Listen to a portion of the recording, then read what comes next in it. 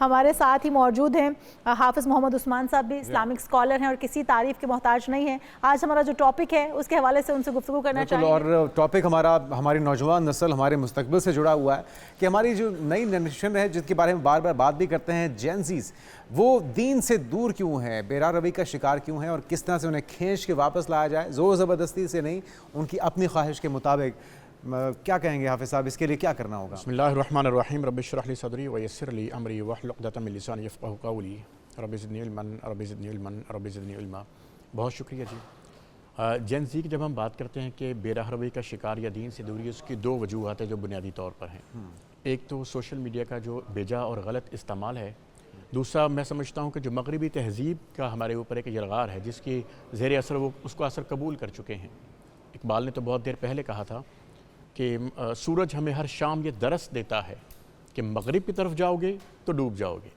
ہم مشرق کے مکینوں کا دل مغرب میں جہاں اٹکا ہے، وہاں کنٹر سب بلوری ہیں، یہاں ایک پرانا مٹکا ہے۔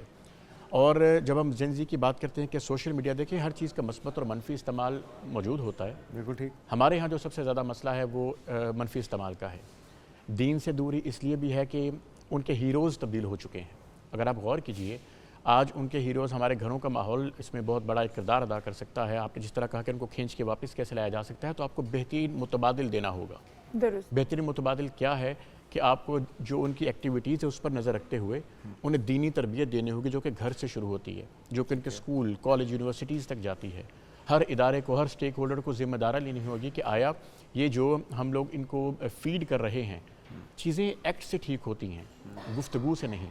میں سمجھتا ہوں کہ یہ جنریشن بے حس نہیں ہے بلکہ حساس زیادہ، سینسٹیو زیادہ ہے۔ جی ہاں، اور یہ ان کی سمت خراب بھی نہیں، منتشر زیادہ ہے۔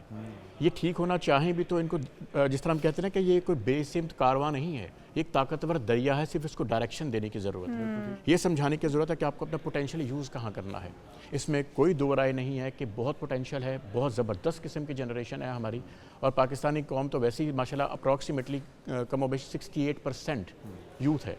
کسی بھی ملک کی ترقی کے لیے اگر اس کا تقریباً 33 سے 35% لوگ یوتھ میں آ جائیں تو اس ملک کو ترقی سے کوئی نہیں روک۔ انرجی، پوٹینشیل بہت ہے، لیکن صحیح ڈائریکشن کی ضرورت۔ جی ہاں، اور صحیح ڈائریکشن دین ہے۔ دین ہمیں یہ چیز سکھاتا ہے کہ آپ نے جب اپنی بنیاد مضبوط ہوگی نا، تو اس کے بعد پنجابی میں کہتا ہے نا قلعہ مضبوط ہو تو پھر وہ گر نہیں سکتا، بندھا رہے گا۔ بچوں کو قرآن مجید فرقان حمید کی جو تعلیمات ہیں اس طرف آنا ہوگا۔ اتنا سہل، اتنا آسان دین ہے، اتنی آزادی ہے اس دین اسلام میں، لیکن آپ یہ دیکھیے کہ جو ہمارا دین اسلام ہے نا، بچوں کو پڑھایا گیا ہے، سکھایا نہیں گیا، سمجھایا نہیں گیا، ان کو صرف نصیحت بتائی گئی ہے، عمل کرنا نہیں بتایا گیا کہ اس کے اندر ان کے اوپر جو ان کی شخصیت کے اندر جو نکھار آتا ہے۔